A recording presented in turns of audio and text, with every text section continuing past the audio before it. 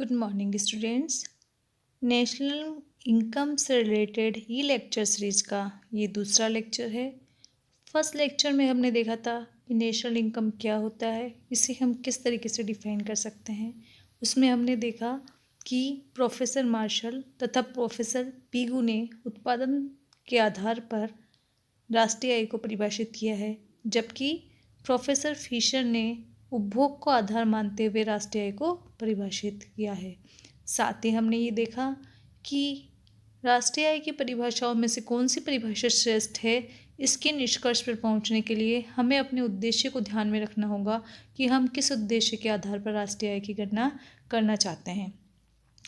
इस lecture series में आज हम जो नेशनल इनकम से रिलेटेड बेसिक टर्म्स है, कुछ पारिभाषिक शब्द हैं, उनकी स्टडी करेंगे। तो फर्स्टली तो हम देखते हैं कि जो नेशनल इनकम है उसमें नेशनल और डोमेस्टिक का क्या तात्पर्य है, अर्थात राष्ट्रीय शब्द से हमारा क्या तात्पर्य है और घरेलू शब्द से हमारा क्या तात्पर्य है।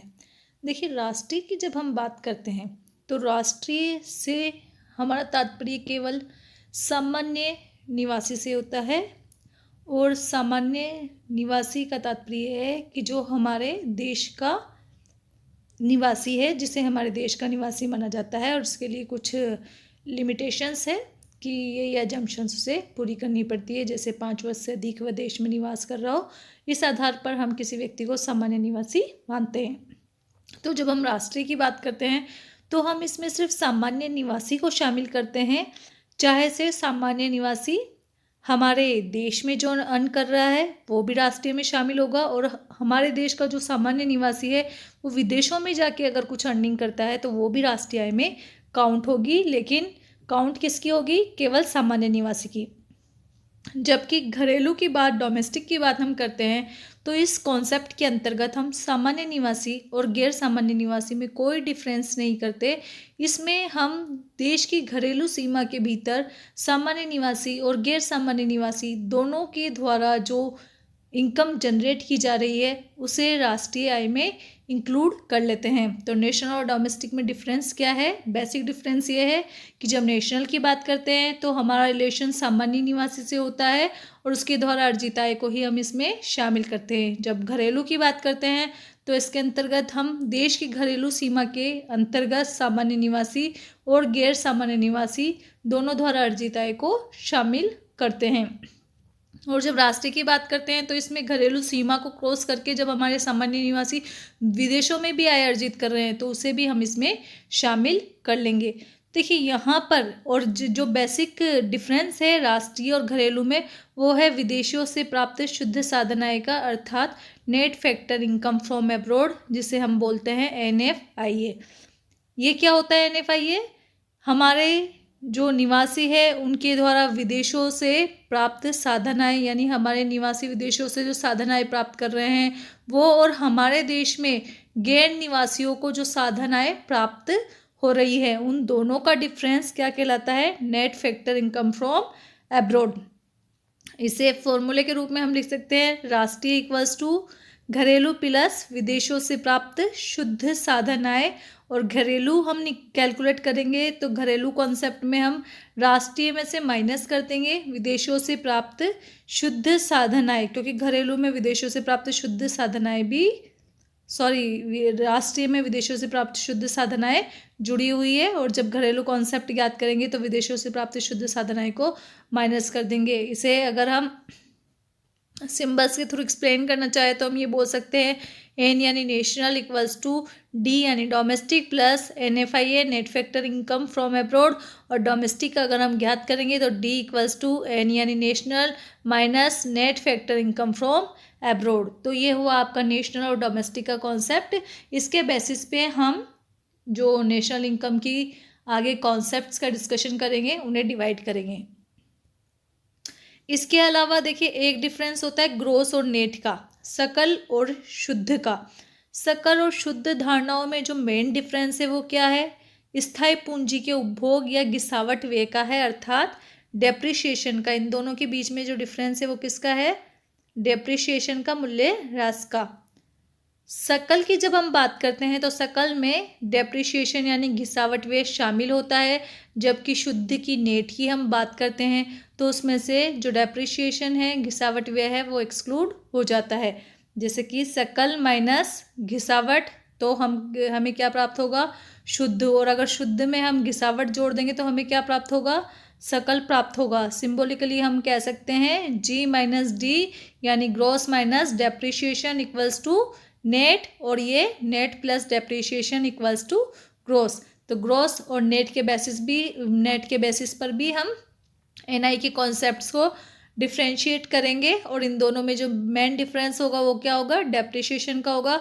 ग्रॉस की कॉन्सेप्ट है तो उसमें डेप्रिसिएशन इंक्लूड होगा, और नेट की कॉन्सेप्ट ज्ञात करनी है हमें तो हमें डेप्रिसिएशन को एक्सक्लूड करना होगा। नेक्स्ट देखिए जो डिफरेंस है कॉन्सेप्ट्स जिनके आधार पर क्लासिफाइड है वो है मार्केट प्राइस यानी बाजार कीमत, और साधन लागत यानी फैक्टर कॉस्ट। देखिए बाजार कीमत की धारणा से अभिप्राय उस कीमत से है जिस पर बाजार में वस्तुएं और सेवाएं बेची जाती है। इसके विपरीत साधन लागत की जो धारणा है उससे हमारा अभिप्राय एक फर्म के लिए उत्पादन साधनों की लागत से है। अर्थात बाजार कीमत तो वह प्राइस है जिस पर मार्केट में वस्तुएं और सेवाएं सेल आउट की जाएगी, और साधन लागत क्या है, साधन लागत वो है जो एक फर्म उत्पादन साधनों को दे रही है उनकी लागत के रूप में या उनकी आय के रूप में उन्हें जो भुगतान कर रही है वो उत्पादन साधनों की लागत साधन लागत है। बाजार कीमत की अगर हम बात करें तो बाजार कीमत में अप्रत्यक्ष कर और सब्सिडी शामिल होती है, परंतु अगर बाजार कीमत की बात करें तो हम बाजार कीमत में अप्रत्यक्ष कर शामिल होते हैं, और साधन लागत में अप्रत्यक्ष कर शामिल नहीं होते। अप्रत्यक्ष कर और आर्थिक सहायता परस्पर विरोधी है। अप्रत्यक्ष करों के फलस्वरूप वस्तु और सेवाओं की कीमतों में वृद्धि होती है, जबकि आर्थिक सहायता या सब्सिडी के फलस्वरूप कीमतों में कमी होती है। तो जब हम मार्केट प्राइस की बात करते हैं तो मार्केट प्राइस में हम अप्रत्यक्ष कर को तो जोड़ देते हैं, लेकिन आर्थिक सहायता को माइनस कर देते हैं, घटा देते हैं। और जब हम साधन लागत की बात करते हैं तो साधन लागत में हम अप्रत्यक्ष कर को माइनस कर देते हैं और आर्थिक सहायता को जोड़ देते हैं। तो मार्केट प्राइस क्या है, market price equals two factor cost plus indirect tax minus subsidies, यानी जो फैक्टर कॉस्ट है वो ऐड होगा, इनडायरेक्ट टैक्स ऐड होगा फैक्टर कॉस्ट में, और सब्सिडी माइनस हो जाएगी।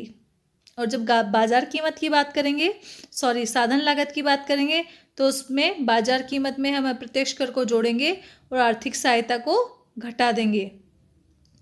देखिए जो अप्रत्यक्ष कर और आर्थिक सहायता का अंतर होता है उसे हम शुद्ध अप्रत्यक्ष कर कहते हैं, यानी नेट इनडायरेक्ट टैक्स कहा जाता है। नेट इनडायरेक्ट टैक्स क्या है, नेट इनडायरेक्ट टैक्स है इनकम टैक्स माइनस सब्सिडी। इसी प्रकार से एमपी यानी मार्केट प्राइस क्या है, factor cost plus net indirect tax, और जो फैक्टर कॉस्ट है वो कैसे निकलेगी, market price minus net indirect tax. तो इस प्रकार से हम बाजार कीमत और साधन लागत के आधार पर भी नेशनल इनकम की जो कॉन्सेप्ट्स है उन्हें डिफ्रेंशिएट करेंगे। ठीक है, नेक्स्ट जो डिफरेंस की अगर हम बात करें या फिर हम इससे ये डिफरेंस नहीं है, ये इससे रिलेटेड कॉन्सेप्ट है। तो नेक्स्ट जो कॉन्सेप्ट है वो है आपका फैक्टर इनकम और ट्रांसफर पेमेंट्स। देखिए फैक्टर इनकम साधन आय या साधन लागत एक ही चीज़ है।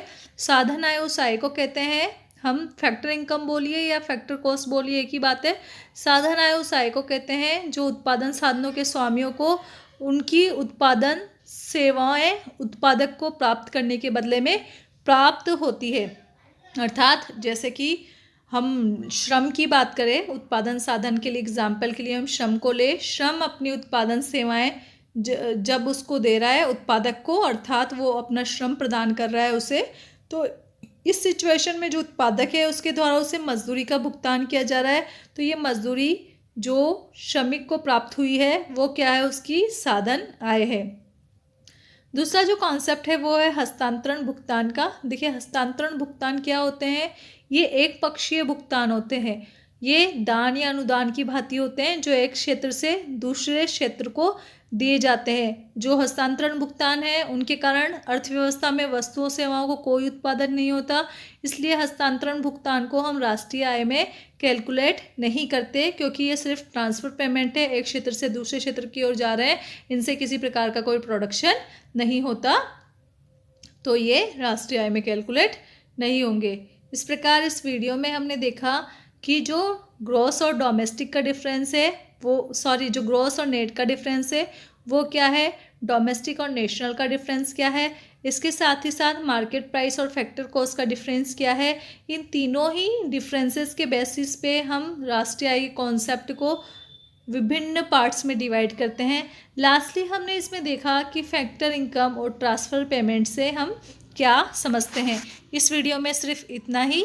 नेक्स्ट वीडियो में हम इससे रिलेटेड जो कॉन्सेप्ट्स है उनका डिस्कशन करेंगे। Thank you for watching this video.